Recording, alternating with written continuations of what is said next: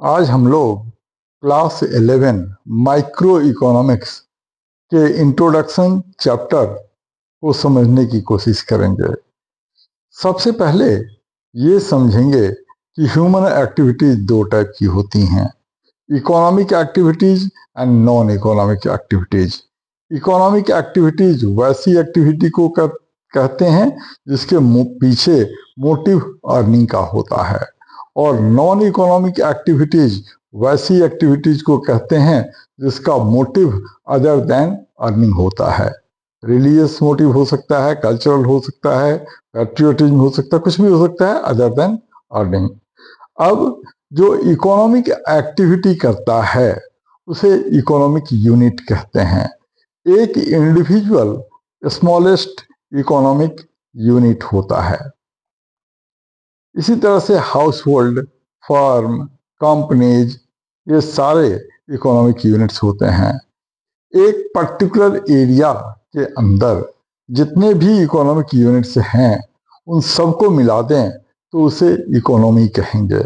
मतलब economy equal to sum total of all economic units.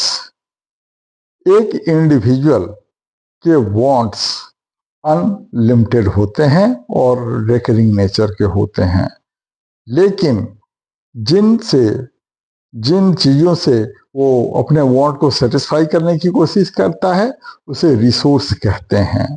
ये resource दो type के होते हैं, economic resources and non economic resources.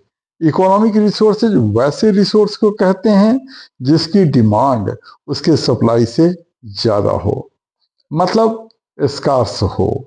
इसी सिचुएशन को स्कार्सिटी कहते हैं। और नॉन इकोनॉमिक रिसोर्सेज वैसे रिसोर्स को कहते हैं जिसकी सप्लाई उसके डिमांड से ज़्यादा हो, उस सिचुएशन को एबंडेंस कहते हैं। तो ये जो स्कार्सिटी है ये सारे इकोनॉमिक प्रॉब्लम का रूट कॉज है। अब एक तरफ तो रिसोर्सेज स्कार्स होते हैं, दूसरी तरफ ह्यूमन वांट्स अनलिमिटेड होते हैं और रेकरिंग नेचर के होते हैं। तो हर इकोनॉमिक यूनिट अपने स्कार्स रिसोर्स से अपने अनलिमिटेड वांट्स को सेटिस्फाई करने की कोशिश करता है। एक रैशनल इकोनॉमिक यूनिट, इकोनॉमिक्स में हमेशा एक रैशनलिटी का एजम्पशन होता है। रैशनलिटी का सिंपल मतलब है बेनिफिट मैक्सिमाइजेशन